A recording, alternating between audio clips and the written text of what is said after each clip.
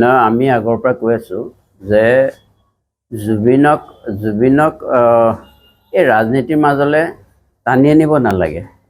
ৰাজনীতি আজি আছে কাইলৈ ইলেকশ্যনৰ বতৰ, ইলেকশ্যনৰ বিশেষকৈ ৰাজনীতিৰ কথাটো বেলেগ, কিন্তু ইলেকশ্যন পাৰপাছত জুবিনৰ নামটো ইউজ কৰিব নালাগে। আমি এইটো কথা মই আগতেও কৈছোঁ, আজিও কওঁ, আগলৈকো ক'ম। এটা জুবিন পৰ্বটো, জুবিনৰ হত্যাকাণ্ডৰ তথাকথিত মানে চৰকাৰে নিজেই কৈছে যে এইটো এটা হত্যাকাণ্ড হৈছিল, তাৰ বিচাৰ চলি আছে, বিচাৰ প্ৰক্ৰিয়া, আৰু তাৰ কাৰণে খৰতকীয়াকৈ কৰিবলৈ এটা ফাষ্ট ট্ৰেক আদালত গঠন হৈছে।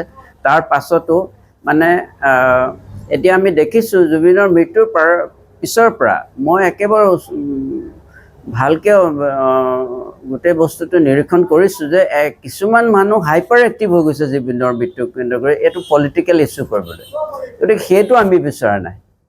এইটো বিচাৰ জুবিনে নিজেও নিবিচাৰিছিলে এখন জুবিনক শান্তিৰে এই গোটেই প্ৰক্ৰিয়াটো শেষ হওক, আমি ৰাইজৰ আশ্বস্ত কৰিব পৰাকৈ কিবা এটা বিচাৰ প্ৰক্ৰিয়াৰ ওপৰত আমাৰ বিশ্বাস আছে, আৰু ৰাইজৰ ওপৰতো আমাৰ বিশ্বাস আছে। আমি এনেকুৱা নহয় যে ৰাইজে এইটো বিচাৰ কৰিব, এদিন ৰাইজে কিবা এটা ধৰণে সেই যে একিউজসকলক কিবা এটা হেৰি কৰি পেলাব, সেইটো আমি কোৱা নাই, কিন্তু ৰাইজৰ সহমতত আৰু চৰকাৰীও নহয়, আৰু এইটো আদালতৰ আমাৰ বিচাৰ ব্যৱস্থাৰ পৰা এটা সদুত্তৰ পাম বুলি আমি আশা ৰাখি আছোঁ, আৰু সেই প্ৰক্ৰিয়া আগবাঢ়ি গৈছে।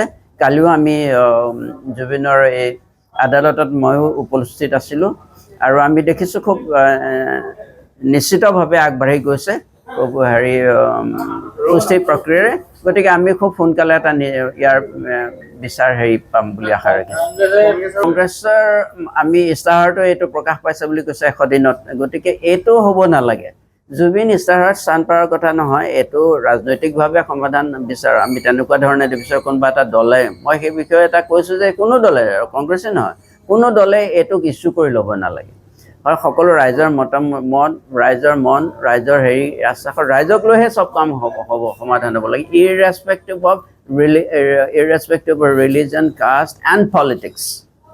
এইটো আমিও দেখিছোঁ কংগ্ৰেছ দলে, এটা ৰাষ্ট্ৰীয় দল, আটাইতকৈ পুৰণি ভাৰতীয় দলে জুবিন গাৰ্গক ন্যায় দিব বুলি, এইসকল বৰ্তমান ব্যৱস্থাই ন্যায় প্ৰদান কৰিব নোৱাৰে বুলি তেখেতলোকে এক প্ৰকাৰে কৰিছে, আৰু সেইকাৰণে এটা জুবিনক এটা ইছ্যু কৰিলে ইলেকশ্যনৰ ৰাজনীতিৰ।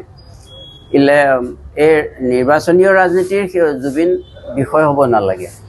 জুবিন তাৰ আজি 6 মাহ হৈছে জুবিনৰ প্ৰক্ৰিয়াটো আৰম্ভ হৈছে, এটা দীৰ্ঘদিনীয়া এটা বিচাৰ প্ৰক্ৰিয়া আৰম্ভ হৈছে ভাৰতত, অসমত সম্পূৰ্ণ ন্যায়নিষ্ঠভাৱে আগবাঢ়ি গৈছে। গতিকে এই ক্ষেত্ৰত আহি কোনোবা দলে, ৰাজনৈতিক দলে এই জুবিনক লৈ আকৌ মুনাফা অৰ্জন কৰিব, সেইটো আমি বিচৰা নাই। জুবিন ৰাইজৰ ল'ৰা, আমাৰ ঘৰৰ ল'ৰা নহয়, ৰাইজৰ ল'ৰা, অসমৰ ৰাইজৰ ল'ৰা।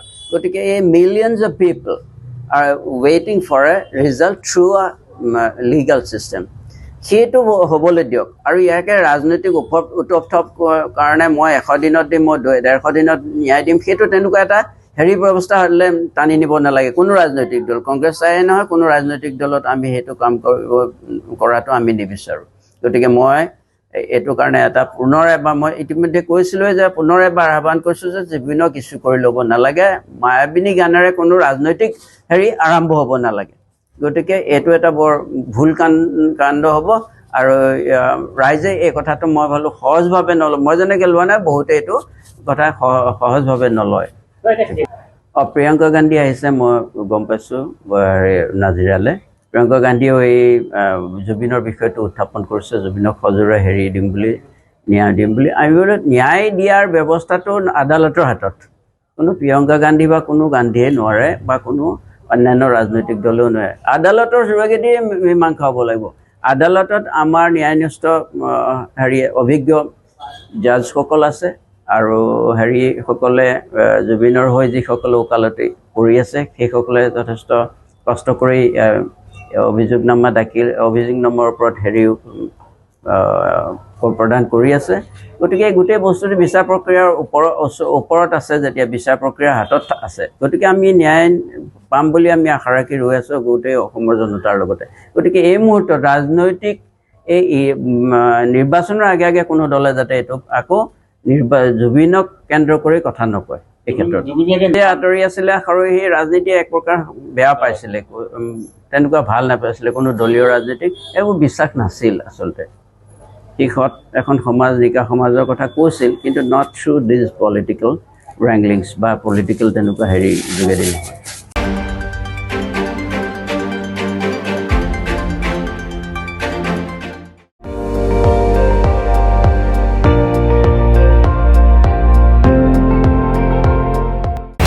আপুনি চাই আছে ND24, সৰ্বশ্ৰেষ্ঠ নহয় সৰ্বোত্তমৰ দৌৰ।